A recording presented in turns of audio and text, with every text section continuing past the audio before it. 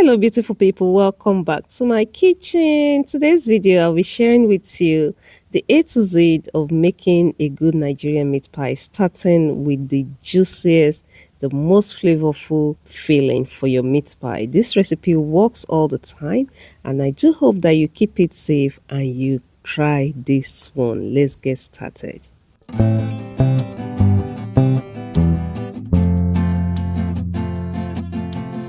My intention for this recipe video is to show you all the techniques that I used to achieve a nice, juicy, flaky, and delicious meat pie all the time. So you may want to pause, you may want to stop, you may want to rewind so that you can see what I'm doing. I started by prepping my vegetables. I started by cubing all my potatoes like I have done here. So you want to take your time. If you have a device that can do this, even better. But I usually do it by hand like this. It takes a bit of time, but it is not difficult to do. So set that aside. Next, I went to my carrot, and this is what I do with my carrot as well. I try as much as possible to dice it, everything to look the same. Your carrot is a bit harder to slice, so you just want to be careful with your knife control so that you don't slice your finger. Again, if you need to go back on how I achieved this by hand, you want to rewind or pause the video to do so. Next, you're going to slice your onion. Onion is the easiest. If it's not making you cry, just cut through them and try as much as possible to dice them like this as well. Usually I will use the supermarket bought minced meat, but for this recipe I decided to use or grind my own meat. And this is because I just bought this grinder and I just wanted to put it to the test. So I put my meat in the grinder and I kind of paused it like twice, and this is what I have. I didn't intend to blend it this much, but it is what it is. Next time I know what not to do. So here are all my ingredients and they are nice and ready for me to start putting the meat pie fillings together. I started by adding a drizzle of oil into my frying pan. Next, I came in with some of the diced onion. You're going to saute that until it is nice and fragrant. Then you're going to come in with your meat. This you're cooking on low heat. Please do not cook on high heat at all at this point. At this point, you're going to quickly season your meat with some seasoning powder or seasoning cube and salt, and you continue to stir fry. You can see that the meat is bringing out its own juice. Next, you're going to add your diced potatoes and diced carrot, and you're just going to stir fry everything together. While making your meat pie filling, it is very important to take or give it the time that it needs to build and layer all this flavor as we're doing here. Next, I came in with some thyme. Dry thyme is very important. You're going to come with some curry powder and some white pepper. These are very important to give it nice flavor. Next, you're going to add some water. Come in with your remaining onion and you're going to allow this pot to continue to simmer. On the side, you're going to add 2 tablespoons of all-purpose flour to a bowl. You're going to add some water and you're going to make this little paste. This paste is going to help you to bind the content of your meat pie filling together, and it is also going to help to keep your meat pie filling juicy during baking. At this point, my potatoes and carrots are nice and soft, but they're not mushy, and I like it that way. I came in with that slurry paste and pour it into my pan. If you notice, I still have some liquid in my pan, and this is how I achieve a very juicy and moist meat pie filling even after baking. And that's the meat pie filling done. You're going to leave that on the countertop and let it cool completely before using. Now to our meat pie dough, you're going to add some all-purpose flour to a bowl, some baking powder, some salt, some white pepper, and some nutmeg. These are my secrets for making delicious meat pie. I love to season my dough as well. So you're going to mix that together and you're going to come in with your margarine or butter.